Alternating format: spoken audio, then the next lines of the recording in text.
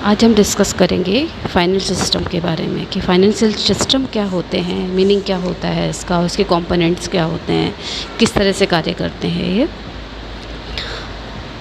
तो सबसे पहले जानते हैं कि वित्तीय प्रणाली क्या होती है। तो हमें पता है कि किसी भी अर्थव्यवस्था में आवश्यक होता है कि इकोनॉमिक एक्टिविटी के लिए सफिशिएंट फंड्स उपलब्ध रहें। तो जहाँ पर फंड्स की उपलब्धता से एक सुदृढ़ वित्तीय तंत्र पर जो निर्भर करती है, यह वित्तीय तंत्र आर्थिक विकास के लिए बहुत आवश्यक होते हैं, क्योंकि कोई भी हमारी व्यावसायिक क्रियाएं होती हैं या प्रतिष्ठान है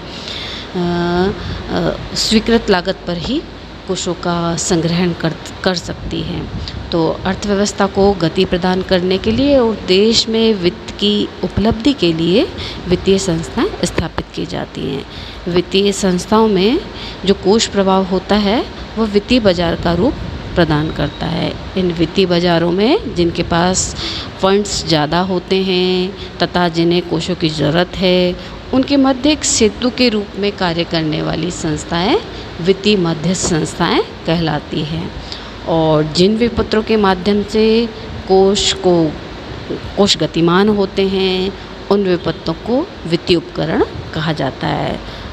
तो यहाँ पर हम ये कहें कि अर्थव्यवस्था में किसी निश्चित समय पर कुछ लोग चालू मूल्यों पर अपने मनी या धन को विनियोजित करना चाहते हैं, वहीं कुछ लोगों को मनी की आवश्यकता होती है। जो धन को विनियोजित करना चाहते हैं वे अर्थव्यवस्था में बचतकर्ता या फिर इन्वेस्टर्स कहलाते हैं। इन दोनों के मध्य जो बैलेंस स्थापित कर एक दूसरे की आवश्यकता की पूर्ति में सहयोग करना वित्तीय तंत्र का प्रमुख कार्य होता है। इस तरह से अर्थव्यवस्था में एक वित्तीय प्रणाली क्रियाशील रहती है। यहाँ पर हम कह सकते हैं कि अर्थव्यवस्था में बचतकर्ता तथा वित्त की आवश्यकता वाले लोगों के मध्य सेतु के रूप में जो तंत्र काम करता है उसे हम वित्तीय प्रणाली कहेंगे, या फिर कह सकते हैं कि वित्तीय प्रणाली संस्थाओं, बाजारों, उपकरणों, सेवाओं एवं कार्यविधि व व्यवहारों का एक जटिल और अंतर संबंधित समूह कहा जा सकता है। तो यहाँ पर हम वित्तीय प्रणाली के माध्यम से आर्थिक विकास के लक्ष्य को प्राप्त कर सकते हैं। आर्थिक विकास के फलस्वरूप पूंजी का निर्माण होता है, जिससे कि देश में नए नए उद्योगों का विकास होता है और उद्यमियों को लाभ प्राप्त होता है, जिससे समाज के हर वर्ग के लिए आय व रोजगार में वृद्धि होती है। फलस्वरूप बचत की मात्रा इससे बढ़ती है। और अगर हमारी वित्तीय सुदृढ़ प्रणाली है, इन्हीं प्रणालियों के कारण हमारी बैंकिंग की आदतों का विकास भी होता है।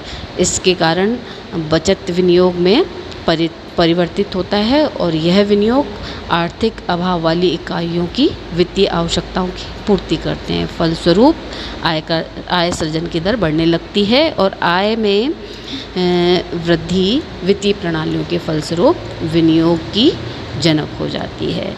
तो यह हम ये कह सकते हैं कि एक सुदृढ़ वित्तीय प्रणाली जो है हमारे देश में बहुत महत्वपूर्ण भूमिका निभाती है। तो ये तो मैंने बताया कि वित्तीय प्रणालियाँ क्या होती हैं। अब हम जहाँ पर फाइनेंशियल सिस्टम की बात करते हैं तो हमारे भारत में फाइनेंस सिस्टम के क्या कंपोनेंट्स हो सकते हैं ये जानेंगे। तो जैसा कि मैंने बताया है कि एक अच्छी वित्तीय प्रणाली की भूमिका हमारे देश में रही है। तो वित्तीय प्रणाली को सुव्यवस्थित रूप से संचालित करने हेतु इसमें कई पहलू को शामिल किया जाता है और वित्तीय तंत्र जब संतुलित होकर क्रियाशील होते हैं तब एक विकासात्मक लक्ष्य की प्राप्ति की जा सकती है। तो भारत में वित्तीय प्रणाली में यह महत्वपूर्ण विशेषता हमें दिखाई देती है कि यहाँ पर बैंकिंग संस्थाओं के अतिरिक्त अन्य गैर बैंकिंग संस्थाएं भी अपना प्रभुत्व रखती है।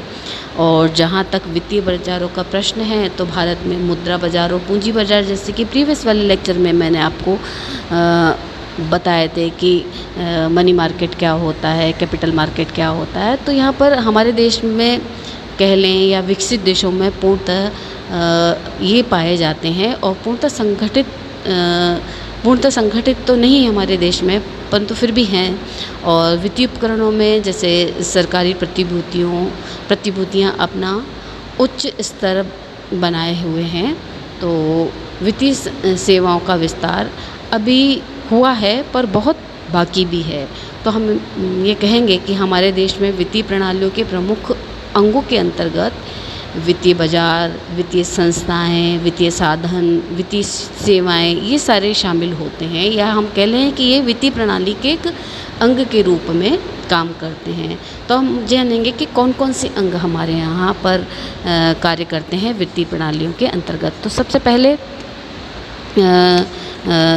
वित्तीय प्रणालियों के अंतर्गत वित्तीय बाजार में मुद्रा बाजार और पूंजी बाजार, और वित्तीय संस्थाओं में बैंकिंग तथा गैर बैंकिंग संस्थाएं या आती हैं, और वित्तीय साधन में अल्पकालीन, मध्यकालीन तथा दीर्घकालीन साधन, और वित्तीय सेवाओं में पूर्ण वित्तीयन और गारंटी वाले अभिगोपन, बिलों की कटौती आदि अनेक ऐसी सेवाओं को शामिल किया जाता है। तो जानते हैं सबसे पहले वित्तीय बाजार क्या होते हैं, फाइनेंशियल मार्केट क्या होते हैं। वित्तीय बाजार को हम कहें तो वित्तीय बाजार एक ऐसी व्यवस्था है जहाँ पर वित्तीय संपत्तियों का लेन देन किया जाता है, या फिर जहाँ पर वित्तीय संपत्तियों के लेन देन को सुविधाजनक बनाया जाता है। तो इसके अंतर्गत आते हैं हमारे मुद्रा बाजार और पूंजी बाजार की क्रियाएं शामिल होते हैं। इन वित्तीय बाजारों में बॉन्ड हुए, गवर्नमेंट सिक्योरिटीज़ हुए, शेयर्स हुए, और हमारे ऋण पत्र आदि का लेन देन किया जाता है। अल्पकालीन और मध्यकालीन प्रपत्रों की लेन देन की व्यवस्था को मुद्रा बाजार कहा जाता है। दीर्घकालीन अवधि के प्रपत्रों का जहाँ लेन देन होता है उसे पूंजी बाजार कहा जाता है। तो ये तो मैंने बताया आपको कि वित्तीय बाजार में इन दोनों का समावेश किया जाता है। अब वित्तीय बाजारों का वर्गीकरण उन्हें बेच के या खरीदे जाने वाले प्रपत्रों के आधार पर भी किया जाता है। इसके अंतर्गत ऋण बाजार आते हैं, शेयर मार्केट आते हैं, वित्तीय सेवा बाजार आते हैं। ऋण बाजारों में वित्तीय निधियाँ प्राप्त होती हैं और अंश बाजार के माध्यम से स्थायी कोष संग्रहित किए जा सकते हैं। यह बाजार अवधि के आधार पर वर्गीकृत किए जाते हैं, जैसे शॉर्ट टर्म होते हैं, मीडियम टर्म्स होते हैं, लॉन्ग टर्म्स इन दीर्घकालीन ये कहलाते हैं। अब नेक्स्ट जो आता है फाइनेंशियल इंस्टीट्यूशन आते हैं कि वित्तीय संस्थाएं कौन कौन सी होती हैं या किस तरह से कार्य करती हैं, या अंग कौन कौन से होते हैं इसके। तो वित्तीय संस्था में वे संस्थाएं क्रियाशील रहकर वित्तीय प्रपत्रों का परचेजिंग और सेल का कार्य करती हैं। ये वित्तीय संस्थाएं कहलाती हैं। वित्तीय बाजार में सक्रिय संस्थाएं सामान्यतः दो तरह के काम करती हैं। पहले तो जमाएं स्वीकार करती हैं और दूसरी गैर जमाएं संबंधी कार्य करती हैं। इसी के आधार पर वित्तीय संस्थाओं को दो भागों में डिवाइड किया गया है। पहला जो जमाएं स्वीकार करने वाली संस्थाएं डिपॉजिटरी इंस्टीट्यूशन कहलाती हैं, और दूसरी जो व्यापारिक बैंक, बचत और लोन ऑर्गेनाइजेशन होती हैं, या म्यूचुअल सेविंग बैंकिंग संस्थाएं आती हैं, जो कि व्यक्ति, फर्मों और कंपनियों को कैश के रूप में जमाएं स्वीकार करती और इन्हें आवश्यकता अनुसार लोन और एडवांस भी प्रोवाइड करवाती हैं। इसी प्रकार नॉन डिपॉजिटरी इंस्टीट्यूशन भी होते हैं, जो कि वित्तीय मध्यस्थ के रूप में वित्तीय बाजार के रूप में काम करते हैं। ये इंस्टीट्यूशन जोखिम के विरुद्ध बीमा कराने वाली कंपनियां होती हैं। दीर्घकालीन कार्य हेतु धन उधार देने वाली, जैसे कि होम लोन प्रोवाइड करवाना या फिर किसी और काम के लिए लोन प्रोवाइड कराना। बीमा कंपनियां होती हैं, जैसे LICs हुई, अग्नि बीमा हुआ, दुर्घटना बीमा हुआ आदि के माध्यम से धन को संग्रहित करती हैं और दीर्घकालीन कार्यों के लिए हेतु निवेश का काम भी करती हैं। तो ये दो तरह की हो गई, एक तो डिपॉजिटरी इंस्टीट्यूशन और दूसरी नॉन डिपॉजिटरी इंस्टीट्यूशन। अब थर्ड जो आता है इसमें फाइनेंशियल इंस्ट्रूमेंट आते हैं कि कौन कौन से साधन हो सकते हैं, वित्तीय साधन। तो वित्तीय बाजार के अंदर जिन प्रपत्रों के माध्यम से कोषों का विनियोजन होता है वह वित्तीय साधन कहलाते हैं। वित्तीय साधन को साधनों को अवधि के आधार पर हम डिवाइड कर सकते हैं। जैसे मुद्रा बाजार के वित्तीय साधन अल्पकालीन और मध्यकालीन श्रेणी में आते हैं, जिनमें विनिमय बिल होते हैं, ट्रेजरी बिल होते हैं, अल्पकालीन अवधि सूचना, मुद्रा, व्यापारिक प्रपत्र, जमा प्रमाण पत्र आदि आते हैं। और पूंजी बाजार में जो होते हैं, दीर्घकालीन अवधि के वित्तीय साधन शामिल किए जाते हैं, जिसमें शेयर्स होते हैं, बॉन्ड्स होते हैं, स्टॉक्स होते हैं, और दीर्घ अवधि के सरकारी सिक्योरिटीज़ को शामिल किया जाता है। तो ये तो हुए हमारे फाइनेंशियल इंस्ट्रूमेंट। अब फाइनेंशियल सर्विसेज भी इसी का भाग है।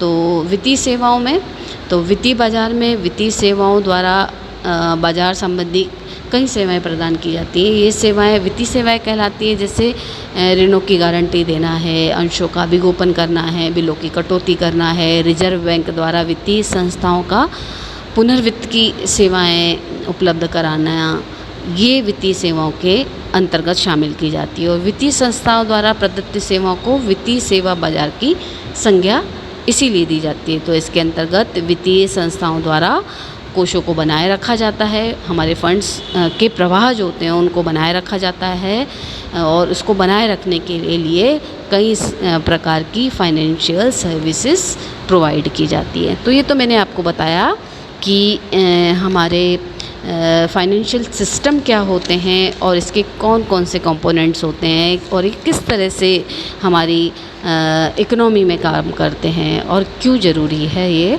हमारे इकोनॉमी के लिए, है ना। इसके बाद इसी का एक पार्ट आता है वित्तीय मध्यस्थ। इसको नेक्स्ट लेक्चर में हम देखेंगे।